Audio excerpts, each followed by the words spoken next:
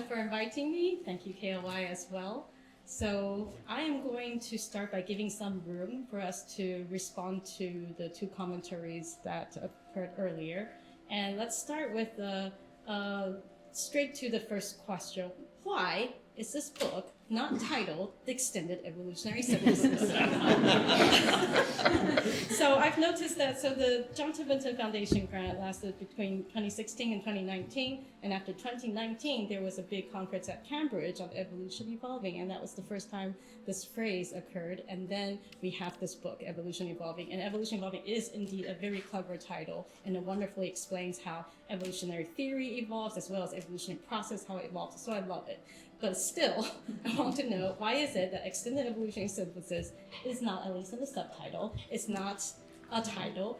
And also, in the introduction, it was introduced as one of the influences of the book. So Evo, Devo, Eco-Evo, Devo, Niche Construction, EES are all influences on this book, but this book does not present itself as EES. So, Tobias, what do you think? Given that you were co-chair of the EES program funded by the John Tiventon Foundation.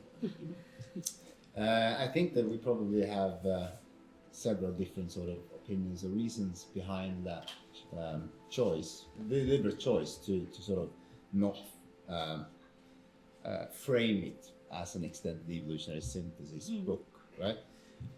Personally, I view the extended evolutionary synthesis as an umbrella term for a lot of different kinds of ways of making sense of evolution from a organism-centered perspective. I don't think that there is it's not a theory, a single theory. There's not, I agree with Gerd here, that there's pluralism of ideas and pluralism of theories that's needed. So, but I also recognize there are lots of different views on what that term actually means, right? So we had a lot of discussions about this, whether it should be framed like that.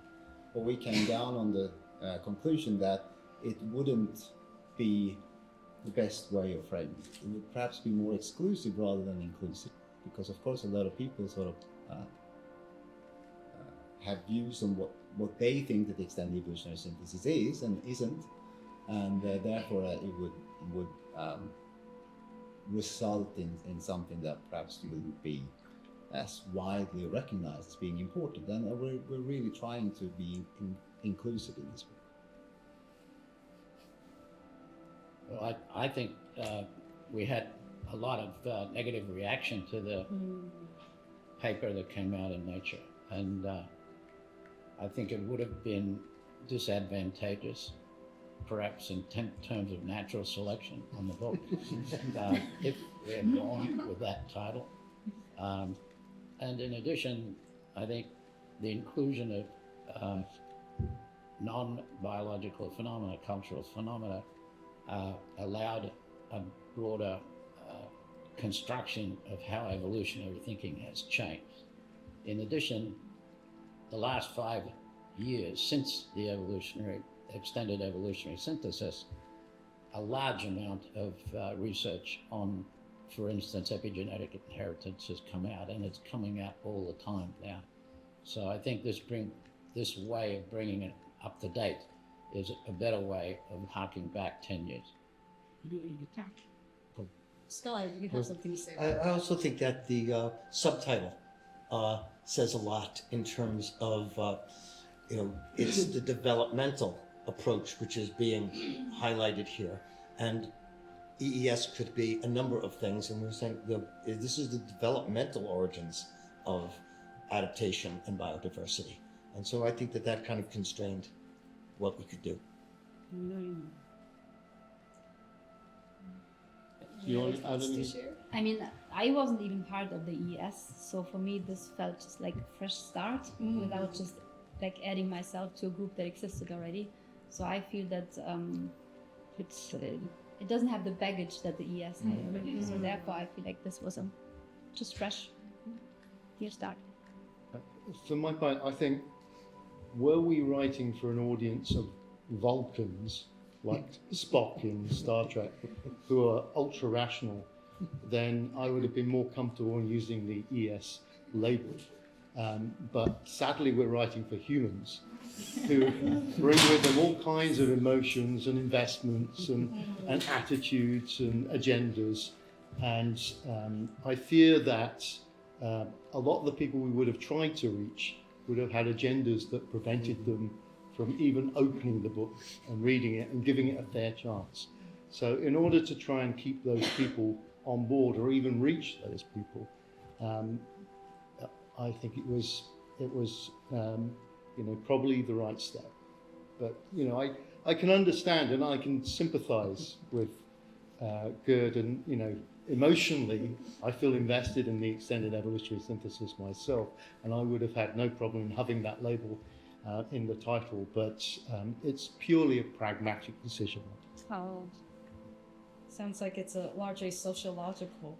But Gerd did mention that there might be some conceptual or theoretical differences between EE and EES. Do you think that that is a way that you would distinguish the two, or is EE just EES, but a different way of labeling it? Well, you're looking at me, so I guess you're expecting me to say something again. No, so I mean, the ES is there's a lot of stuff going on under that concept, right? And that's why I refer to it as an umbrella term for a lot of things that go on. And I think that here we try to be very explicit with using the ideas of the developmental perspective, with of course the problem that development means different things to different people. I don't know how many talks I've given where despite that I state that development for me means the process by which characters come into being within the life cycle of an individual, people still think about being from egg to adult. So of course it is difficult to overcome, but yeah. I think if we'd called it EES, we would have had to spend a lot more time going through Huxley's book, The Modern Synthesis, than we wanted to. And just a better way of referring occasionally to what Huxley and the ultra-conservative genetic community says, rather than devoting a chapter to criticising the modern synthesis. Both Gerd and Tim talked about whether there is in different ways, whether there is a unified or universal Darwinian theory that is still there with this approach to evolution. And this reminds me actually of a quote I really liked from Richard Lewontin, one of the people you dedicated the book to, in his 2001 reintroduction of the classic paper, Gene Organism Environment. This is what he had to say about the consequences of niche construction to evolutionary theory. First of all, he said that if the characteristics of organisms in their population, if natural selection depends on that, then we have something kind of like frequency-dependent evolution all over the place. What are the consequences of that? Well then, every biological situation would need to be specifically modeled. Small errors in the claims about biology may lead to radical errors in evolutionary predictions. Moreover, the theoretician will become tied to the experimentalist and natural historian, because without the biological details, there is no model. So, he thinks it is not clear that theoretical population geneticists and evolutionists are prepared to give up the disciplinary autonomy that they currently possess, an autonomy that allows them to engage in model making with no constraints, at least no constraints beyond the elements of genetics.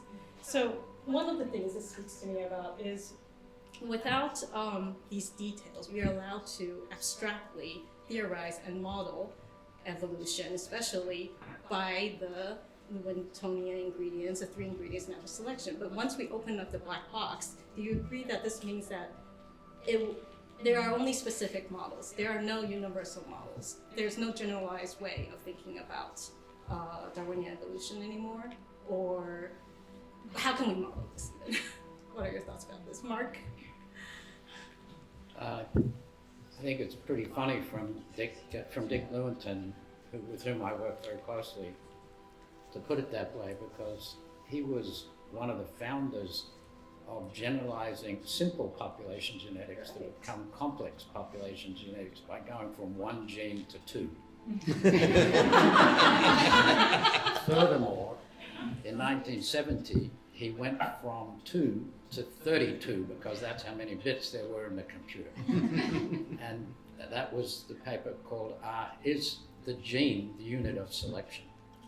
In which he was arguing that in population genetics, one should include more epistatic interactions, that is, the consequences of genes interacting with one another to produce a fitness difference.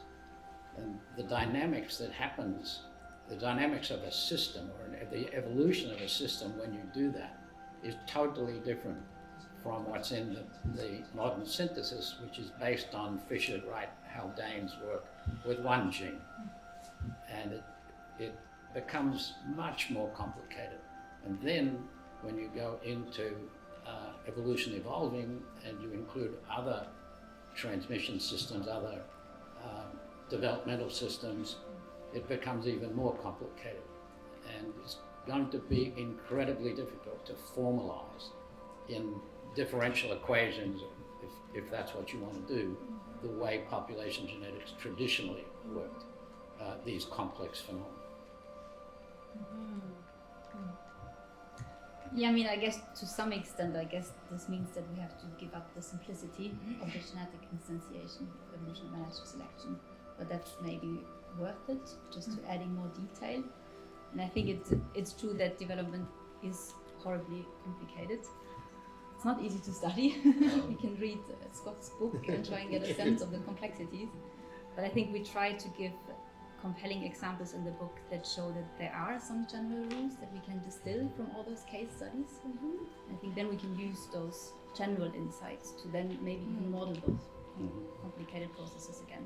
So I think we should lose our fear of the complex development processes and just try and dig into the complexities, but then zoom out again and trying to find general trends.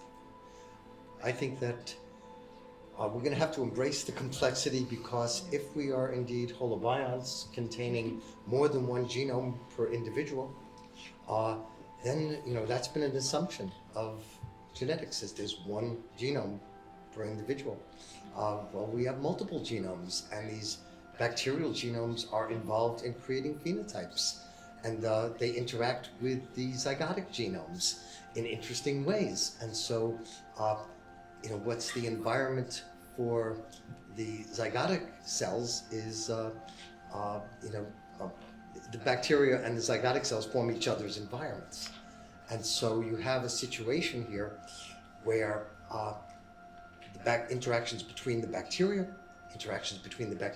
and the zygotic cells all help form the phenotype. So it's going to be a very complicated situation.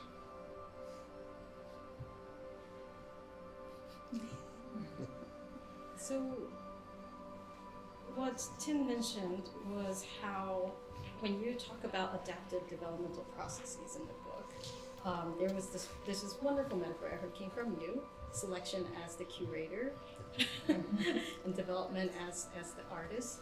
And one of the question is whether this means, beyond the metaphor, there are some other new processes going on beyond Darwinian selection process, whether adaptive developmental processes, as he put it, are closer or more distant to Darwinian selective processes.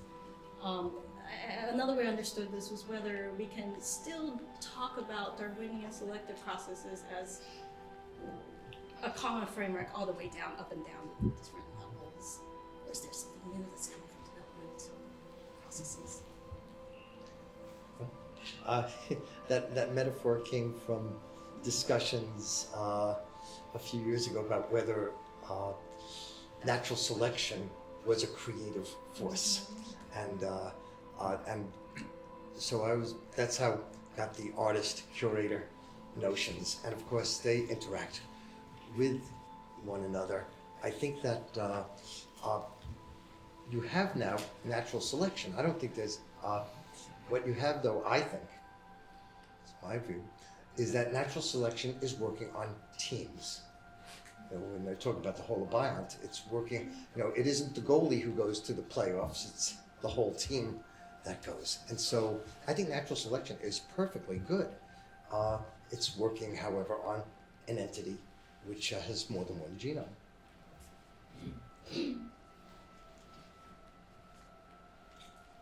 There's another example, more or less classical genetics. Some of you might know what segregation distortion is. In Drosophila melanogaster, there's a gene called the SD gene, and instead of when you have a heterozygote of this type, one of the genes is transmitted much more often than the other one. So you don't get Mendel's ratios. And in Drosophila pseudoobscura, there's a chromosome like that, which is called the SR chromosome, which acts in males to produce only daughters. So you only pass the X chromosome on at 95% to 5%. Now, think about what Darwin would say about that. If you're only producing daughters, it's not really a very fit operation. But what my student, Jim Kurtzinger, showed was that X chromosome, when it's in the females, so they have two of them, those females are sick. So they don't reproduce as well. So here's the male producing more X chromosomes, and here are the females producing less. Is that a Darwinian example? Would you call that? You can't actually define the fitness of a genotype in that case, because you have to talk about males and females in the same breath.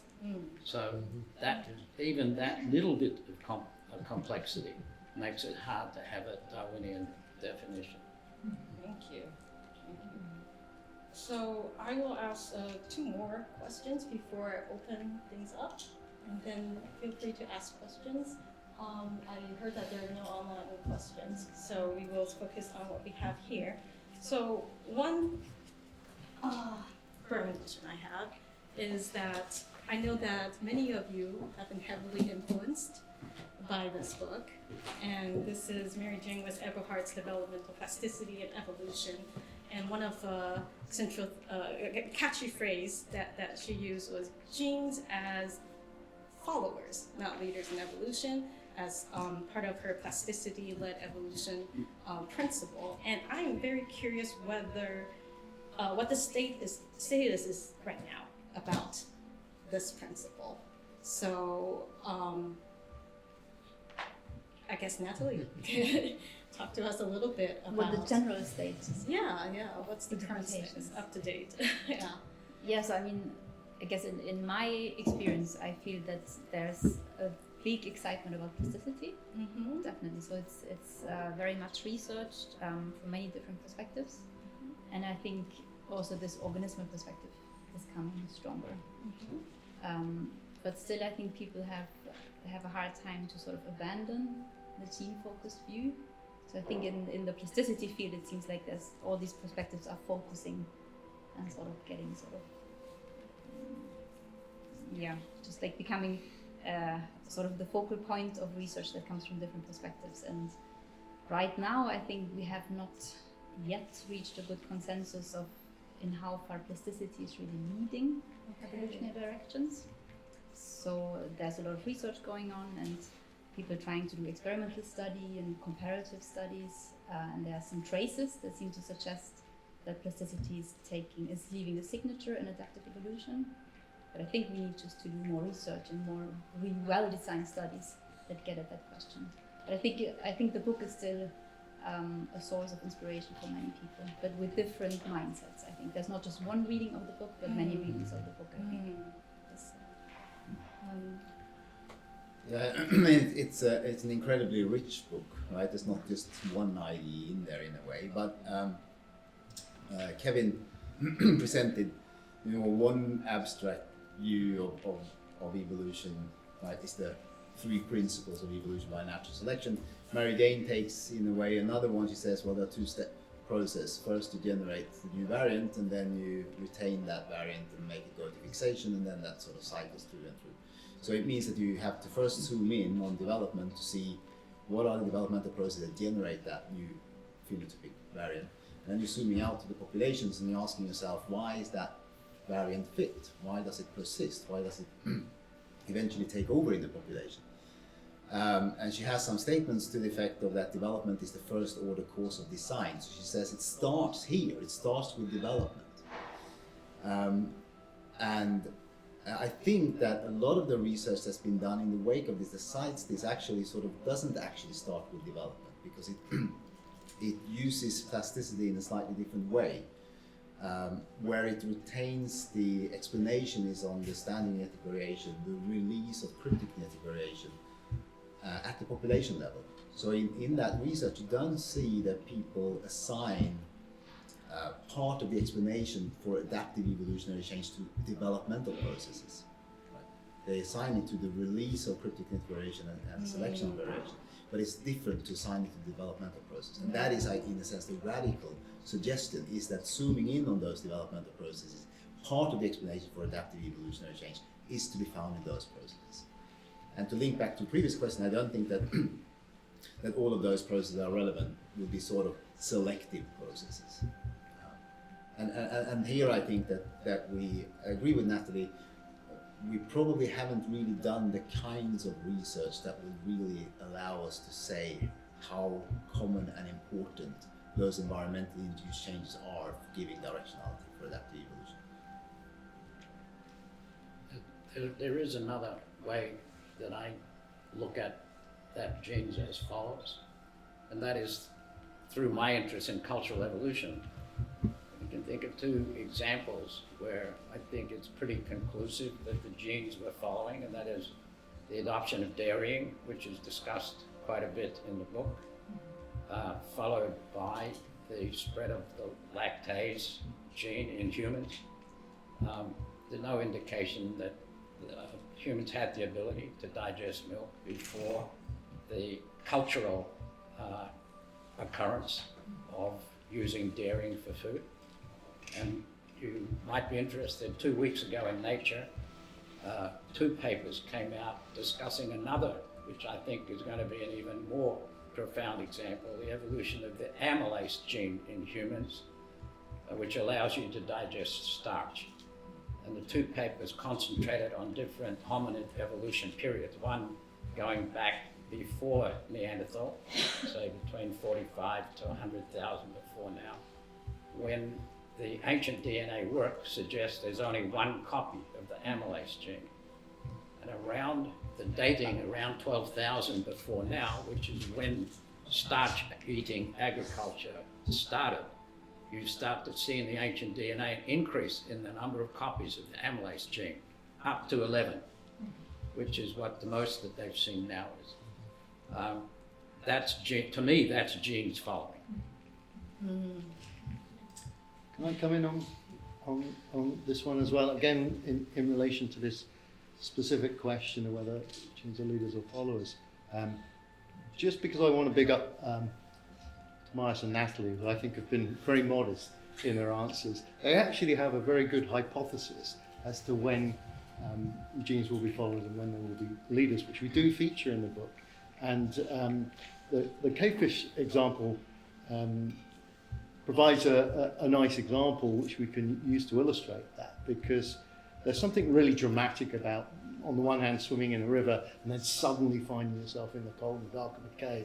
It's a big dramatic change, and it elicited major plastic responses, a whole suite of different traits which respond by producing greater amounts of phenotypic variation, which then can be subject to directional selection over subsequent generations. Assuming these traits are heritable, that will impose some direction on the response to selection.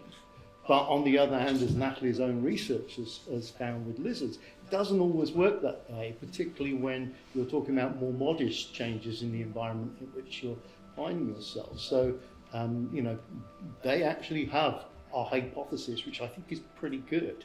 It's early days with that, but it is the case that we're finding some evidence that's consistent with genes being followers and sometimes not so. And there are hypotheses, including by my very talented co-authors, which do make sense of the patterns that arise. So my final question before I open it up to the floor is I want to know a little bit about the disagreements you have on putting this book together. And this is your chance to voice your dissent. Maybe there are two types of disagreements. One is about the content and the structure of the book. But the second one, as a science communicator hat on as well, I like to ask about what you thought of the artistic representations of these examples. So there's, with art and science, there's always this tension between an accurate representation that you can use in classrooms that accurately convey what the science is versus the aesthetic appealing aspect that can draw people in a different way. And in your conversations with the illustrator, the wonderful David Andrews, did you have to go back and forth on this as well? So first let's comment on disagreement between the authors, and then let's talk about the disagreements that arise when trying to come up with nice illustrations that are scientifically useful in this book. Go. Are you going to include American versus British punctuation? Yes, oh, yes. Oxford comma. I can't. There's no debate about that. I think actually it was fantastic. These guys there were surprisingly few disagreements at all. I mean, I think partly because we chose to work with each other because we are fairly like-minded on these issues. I mean, occasionally, as Mark says, there's kind of stylistic differences between them. I think some of us enjoy a sort of rhetorical phrase a little bit more than others who might like to keep things a little bit more straight and dry. So had some tensions there. But these are purely, I think, stylistic. And to be fair to my co-authors, they were very generous in the end in letting me have my way most of the time. Any disagreements on that? I think that the use of extensive footnotes helped enormously. About half the book is footnotes, by volume. And I think whatever disagreements there might be were on the amount of detail that was needed to make an explanation. And so sometimes that detail went into the footnote. It's a solution. On the drawings, I fear at one point I was worried I was likely to induce an emotional crisis in the artist because we had to keep going back to him, an inordinate number of times. And David Andrews is absolutely brilliant as an illustrator, but he's quite old school in his approach. So he really would use pen and ink rather than doing it electronically, as many people would do artwork these days. So he really did have to redraw so many of these things multiple times, even if it was just for a little change. But he was fantastic in being willing to do that. And I actually want to come back to one of the points that Tim made about the strategies that one might adopt in trying to communicate some of these difficult concepts which historically have been rejected by the mainstream. You can ask why that was. And as Tim kind of hints at or points out, a lot of the time, he used the case of Mendel's peas and the Punnett squares and so forth. Well, as soon pretty much immediately Mendel's work was rediscovered, you had everyone and their dog reusing, trying to prove Mendel's laws in their particular model system. It was a very vivid example, number one, and it was a very doable methodology, number two. And those kind of examples really had traction and stood in stark contrast to what we had with respect to extra genetic inheritance, which was all very messy and confusing. And there weren't good examples, or at least not ones that achieved any level of prominence. And that, I think, did shape our thinking about both the way we would write in making it example-based, and try and bring home some really, really powerful examples. But also the way we used illustrations, because there are no scientific diagrams, there are no data figures. What we want to do is actually just have attractive pictures that foreground the key ideas in the book and the key examples in the book, so that people can immediately flick through the book and see, cavefish, developmental plasticity, I get that. And now that I see how these set of researchers have studied plasticity-led evolution, I think I could do something similar with my system. And likewise with the dung beetles. So people studied how you can do these experimental investigations on yeast construction and how it leads you to actually understand where those selection pressures came from, where those fitness differences arise from. I could be doing this work. So our use of illustrations and our use of examples is really about trying to convey these vivid ideas in a way that could be viewed as inspired by the narratives of people like Mendel and so forth. Yeah, maybe I can confess that I wasn't on board from the beginning with the illustrations, because I had the idea that it would be more effective to have more infographics or like just illustrations that have more content. I think we experimented a little bit with that, but then, and I think some of the illustrations that we retained, they have some of those elements with more arrows and graphs and a little bit more conveying, not just a nice picture of a mole rat or something. So I think, but now I think how everything is put together, and especially about how the illustrations are now used in those animations and the video that Kevin showed. Now I'm really happy about everything. So I think it fits now the whole package in the end. Yeah, that was a disagreement I didn't know about. Any other disagreements that Kevin didn't know about? This is the time to make peace. Okay, all right then. Questions from the audience. So I will repeat your questions because the mic is over here. We want the online audience to also be able to participate. Yes.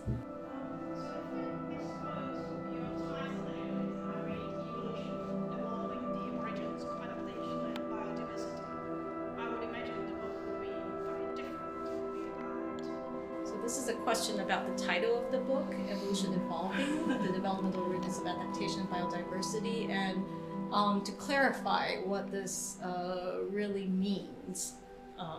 But you got the details of the question. I don't want everyone to look at me with every question. So I think all of these questions should be to all of us. And if you guys have an answer.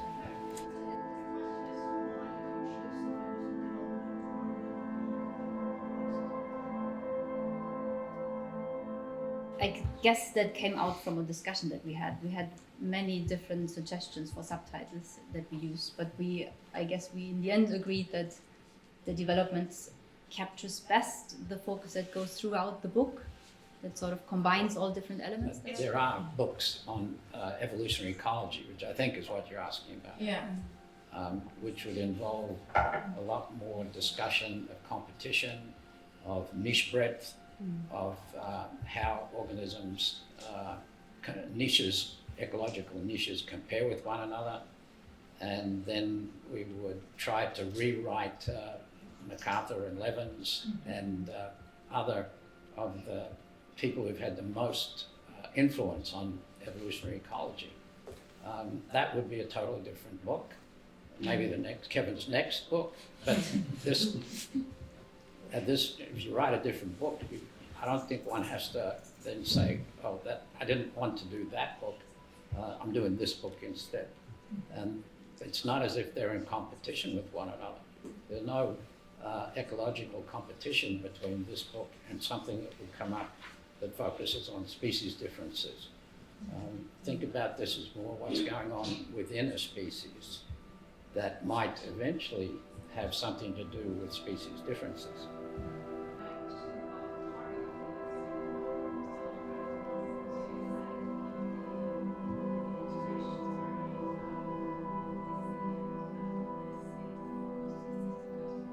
I think when we began, we had in mind that we were writing a popular book, a popular science book.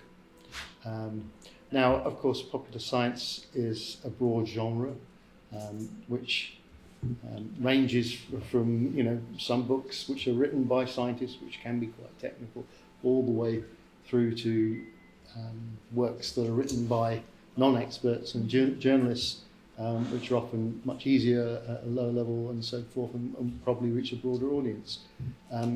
With the benefit of hindsight, well, it remains to be seen whether we have achieved our goal of writing a book that can be, you know, can reach a broad audience. But we certainly invested a lot of time and effort into trying to do that. I mean, I think we are right at one pole of the spectrum, the complex pole of the spectrum of popular science. And it's often the case, let's put it that way, that scientists end up at that end because they are, you know, too obsessed with the details, and they think about their reputation and all these things, and they don't want to cut corners. So, I mean, that's a common trap that I think that scientists fall into.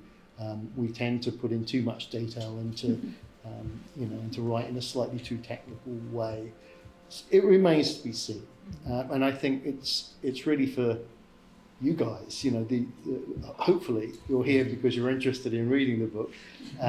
So tell us whether, you know, we have written in a way which can be understood by a broader audience. But that was certainly something that we set out to do, and we hope to do to some degree. Yeah, I certainly thought that one of the big audiences for this book would be the students of evolutionary biologists, who can read this book and say, this is new, this is different, this is important.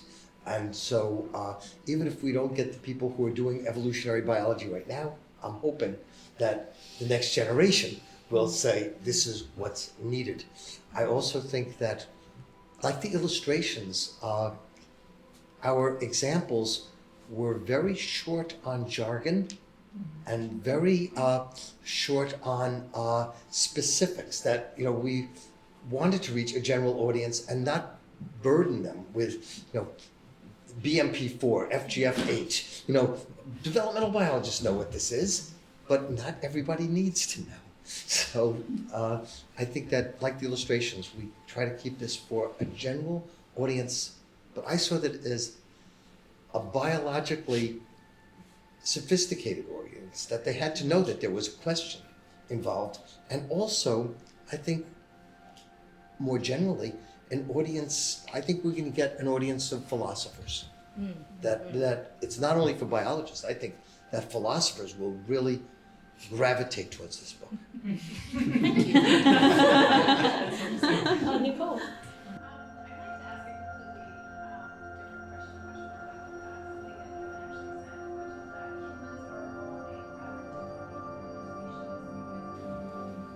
Well, I mean, in terms of the data that I know,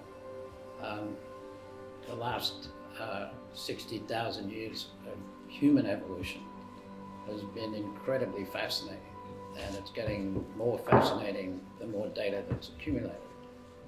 And we now are 99% sure of the serial founder effect out of Africa, that as humans left Africa, there was a sampling process that we can represent very clearly, that as the humans left Africa, the sample of human DNA that ended up in Europe and Asia was less diverse than the sample that left Africa. And the sample that moved on, each time you have this sampling process where you're taking a sample of a sample. And that sampling process led to the lowest level of heterozygosity on the planet in the Americas, which is the last colonization of the Americas, and in the Pacific, which is after that. So we don't have enough data on migration of other species from population to population to be able to say that we have the same process of change of genetic variability. And that, I think this is one of the best examples of a theory of changes in variation. Without any selection, there's no necessity to invoke natural selection. The only thing you're doing is migration around the planet. And you can write the mathematical model rather easily and you'll see exactly that happen. So it simulates nature. Now we have a very interesting problem because economists have suddenly got the idea that we can say something about natural selection with those data, my data. I don't know if you're familiar with Ashraf and Galor, the rather nasty article that was in the leading economics journal in the world, the American Economic Review, which looked at economic development since 1500, since the year 1500, in all of the populations that we had sampled, 53 populations. And they come up with the conclusion that economic development is caused by the level of diversity at the level of the DNA. So they do what we found is the highest level of diversity in Africa, the lowest in the Americas, and they say, well, here's Goldilocks right in the middle in Europe and Asia, who had the best economic development in the world. It's caused by that diversity. That you have, I think, when in our profession, we have to be very careful about those kinds of erroneous conclusions, and that are actually extremely eugenic in their consequences when people get to think about them. But until we get that level of genetic variation around the planet or around a certain geographic dimension, then it's very hard to compare what we know about humans with what we know about other organisms.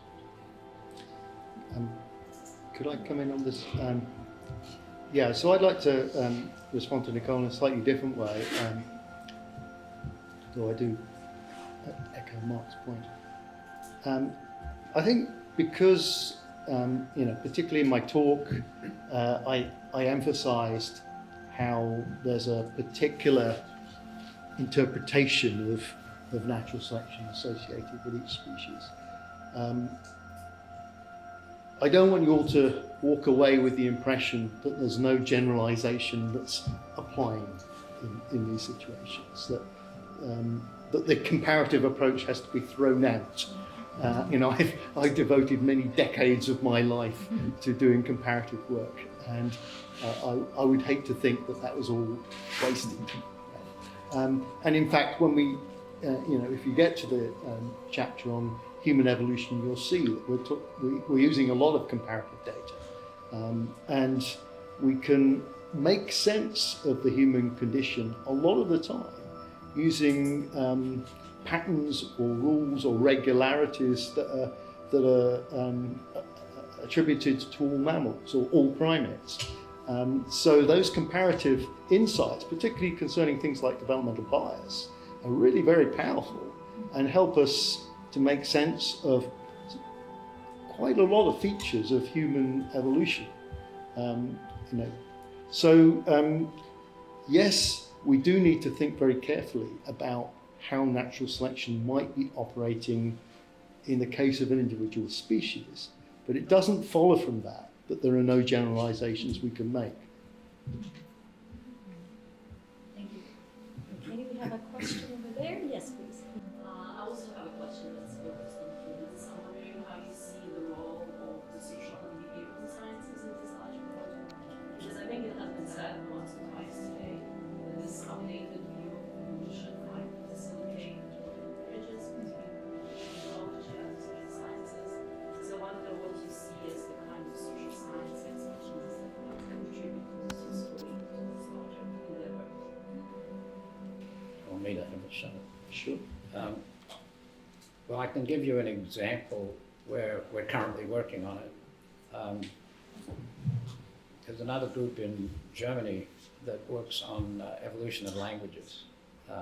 There are two ways you can, that they have done it. One is using the cognate, the list of 210 words to compare 5,000 languages around the world to make a modern phylogenetic tree of the languages. They also have a very nice study on what's called GramBank, which is grammar, the way in which grammars compare with one another.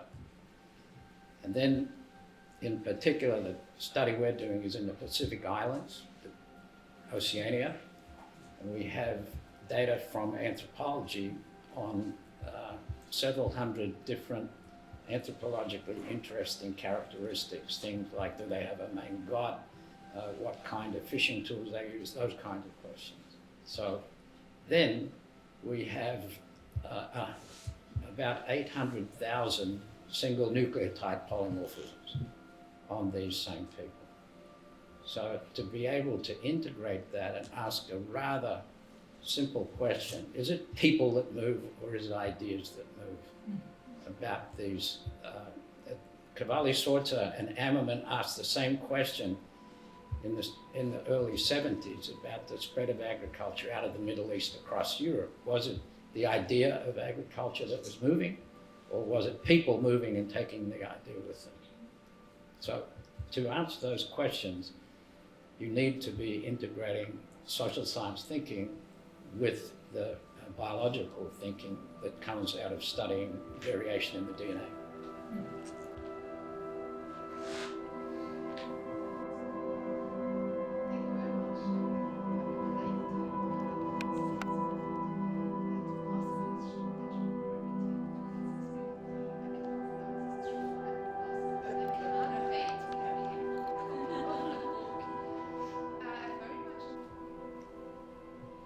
I would agree. And the reason I agree is that, yeah. Do you want us to restate the question then? Oh, no. Anthropology and evolution, yay or nay? One part of your question had to do with whether you think that a biology of things is being replaced by a biology of processes. And that, I think, is really one of the fundamental differences between the classical evolutionary model and what we're doing now, because processes, there's metabolism, and then you take the kind of the differential expression of that, dx dt metabolism, and you get development, and you do a differential of development, and you get evolution. Metabolism is a flux, development is a flux, evolution is a flux. I think that seeing these as processes is important. What I also find really interesting philosophically is that, again, your mentor, John Dupre, thinks about co-metabolism. I think about co-development between species, within species interacting for development. And Stu Kaufman thinks about co-evolution. So you have these three streams, these three processes, and they're not done individually. They're done in groups. So I think, yes, I think there's a big philosophical difference that could be possible in this new framework. And this is not an extension? Not an extension, I think it's a reframing.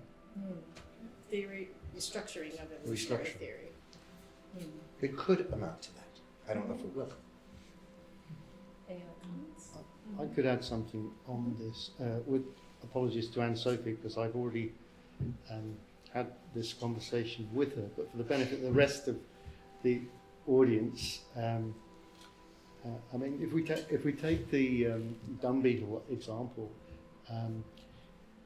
we can see how when we think about the full complexity of what's going on when natural selection is operating on the dung beetles, that we can't understand the sources of directionality and the evolution of that particular system purely in terms of variational processes. Right? So people like Richard Lewontin and Elliot Sober made this distinction between variational and transformational explanations for change. And I think one of the factors that encourages people with a more traditional mindset to think in terms of things rather than processes is that the process we have in our heads for accounting for change is this variational model, which you can through which you can understand change as through changes in the numbers of things, whereas what we're seeing in development, what we're seeing, for instance, when dung beetles change their physical environment through their niche construction, or when dung beetles develop differently because they are in a different environment, these are transformational forms of change which fit much more with a processional kind of viewpoint. So for those reasons, I think once we start to think in these developmental terms about how natural selection actually operates, then it will, I hope at least, help to shepherd in a more processional view.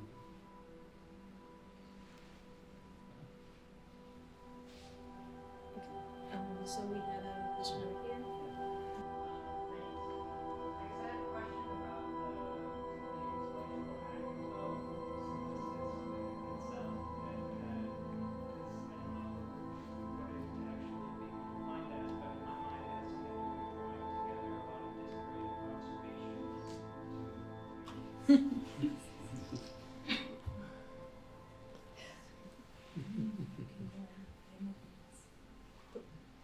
Tobias, I I think think this is Sean, one for you. I think Sean answered this question. It's a very, very difficult question. Yeah.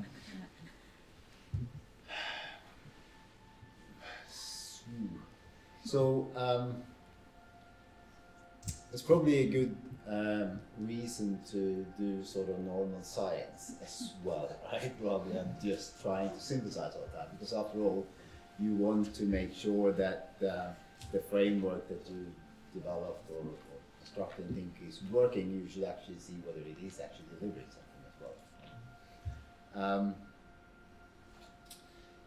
So evolution, one way maybe to answer your question, or at least maybe try to say something along the lines that's connected to it, is to, so I often use this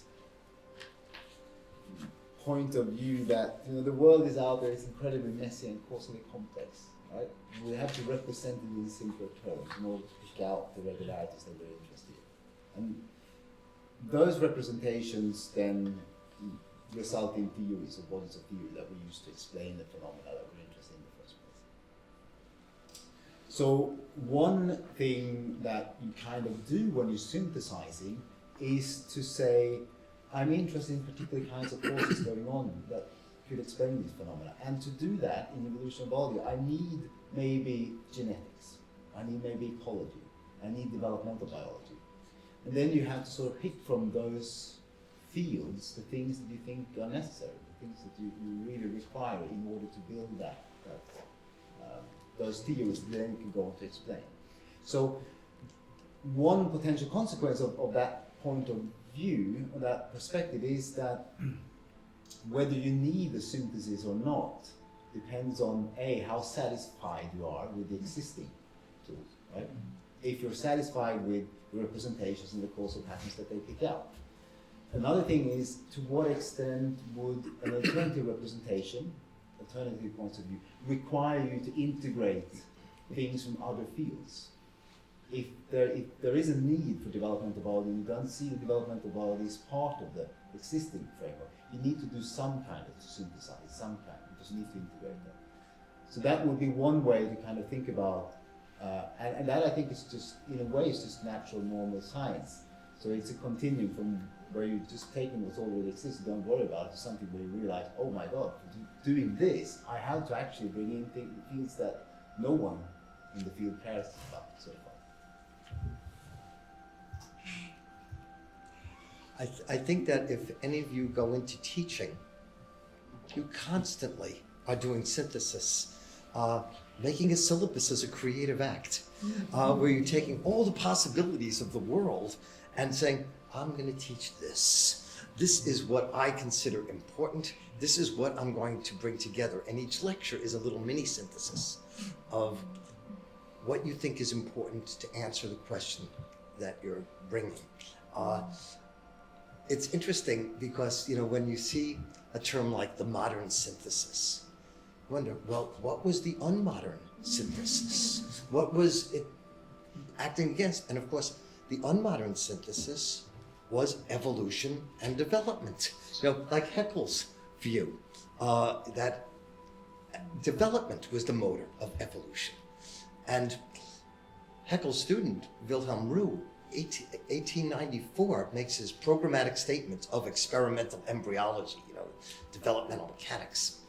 And the last paragraph is really fascinating because he says there'll be two versions of developmental mechanics. One will be the developmental mechanics of the individual organism, but later, once we know how individual organisms develop, once we know the mechanics of development, we will be able to come back to evolution. And that prophecy was made 1894, and kind of like, that's one of the things this book represents, is developmental biology coming back into evolution, saying, we actually have some models for you. We can actually make evolution a richer, deeper science. So it's a resynthesis.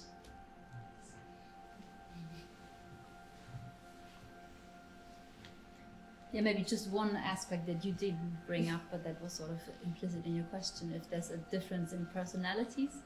So I think there's definitely something in there, because some people are just happy getting on with their daily research and just producing papers and results. But I think some other people have more the tendency to step back, zoom out, and just sort of try to do a synthesis. So I think there is something in there, but I think it's good to have a mixture of people around you and try and be aware of these personal tendencies. I think it's a mix of. It's definitely true. I can say that I personally like to be in the place where I'm not entirely sure what's going on. And the reason for that, knowing what's going on, is that I'm not sure. I know that I might know the phenomena we're trying to understand, but I'm not sure how we're going to do that. That's a feeling I like. I know some fellow scientists that hate that feeling. They want to know what to do and just apply it. So there's definitely a difference in personnel. I don't think there's a single biologist today who made a name doing synthesis before they made a name doing specific science.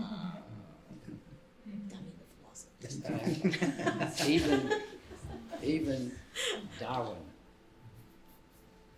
wasn't doing specific science while he was able to live a very nice life on his family's money until the synthesis came out, 20 or 30 years after he started it. And you compare that with Wallace, who came from a relatively working class family, stuck out in the Americas doing research, never got the fame that Darwin did.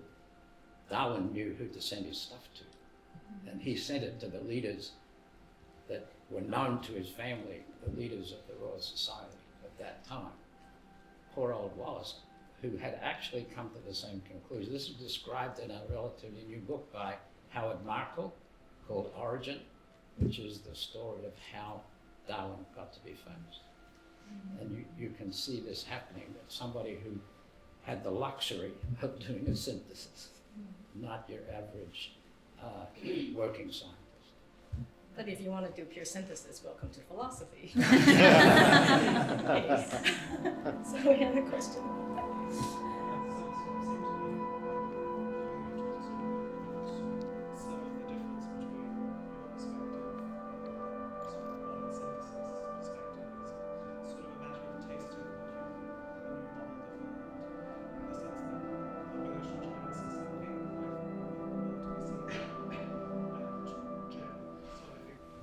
To some extent, I think that's probably true. I think there's a range of views on that, what you want, simplicity versus complexity and so on. But it doesn't have to be the case that just because development is incredibly complicated, that the theory and the models have to be complicated. Ecology is incredibly complicated as well. You can still model fitness. You can model it as S, right? I think you're right that there is that aspect to it, but I don't think that the developmentally informed evolution of biology has to only cater to certain kinds of personalities on that sort of preference for simplicity versus complexity. So we had a question here and then there, and then I will finish with one last question.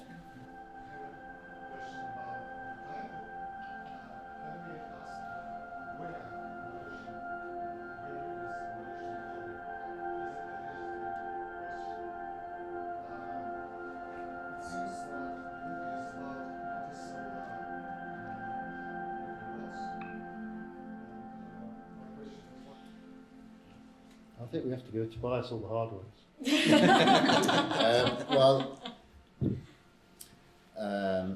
So yes, it's focused on multicellular organisms. There's always this problem with using the term development for single-cell organisms because many people sort of assume they don't have development. Many biologists just would refute that.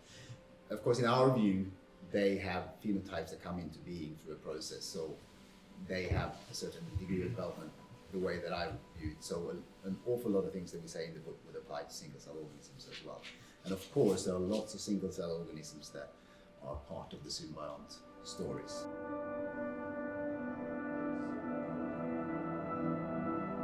Any quick response? Well, I can say one aspect of evolution involving that we actually do very little with, largely because we felt that it would require space that we didn't feel that we had, are things like the transitions from single cell to multicellular organisms, evolution of complexity in that kind of sense. And clearly that is a very, very important aspect of the evolutionary process itself. And that is something that we do cover that to much lesser extent than you perhaps would have expected. That is true. So Mihaela, this question for the audience? Yeah.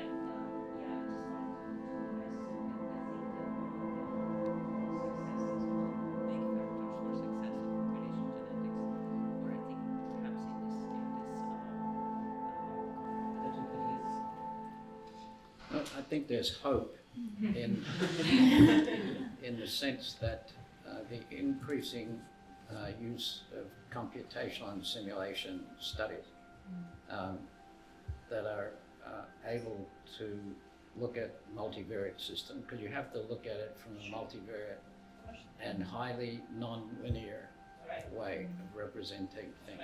But aren't we then losing organism again? What organism? Exactly. The one between the genes and the phenotype. Yeah, so in a sense, the organism will be there when you finish the simulation. Just like you can take a picture of the face and try to see how many bits and pieces you can break it into. Right. But I don't necessarily think that it has to be maybe we figure out different ways of abstraction. I'm thinking of E.B. Wilson's definition of inheritance as the transmission of one form of metabolism from one generation to the other. And that what it's transmitted is this metabolism, and then later in 1905 he links it to the chromosomes. But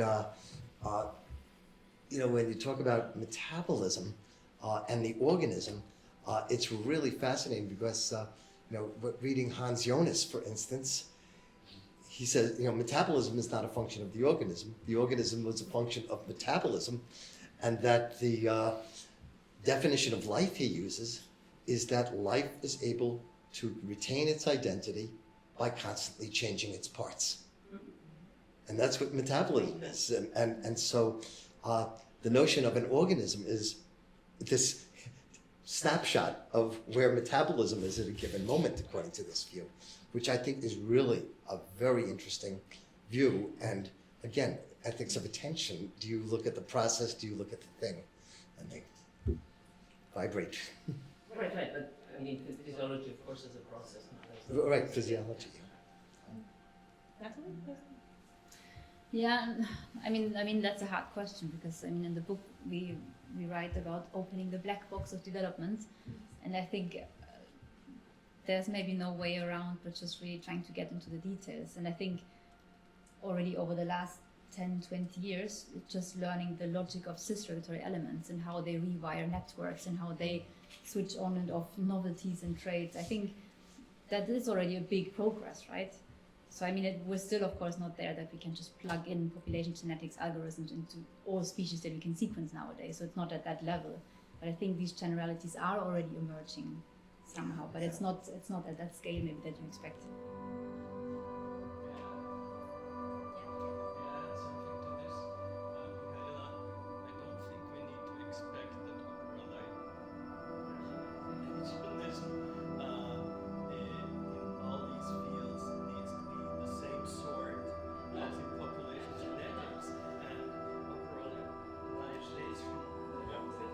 So I'm afraid the time is up. Originally, I wanted to ask what your future plans are, and I guess we can talk it out over drinks and dinner. All right. Thank you, everyone, for being here with us.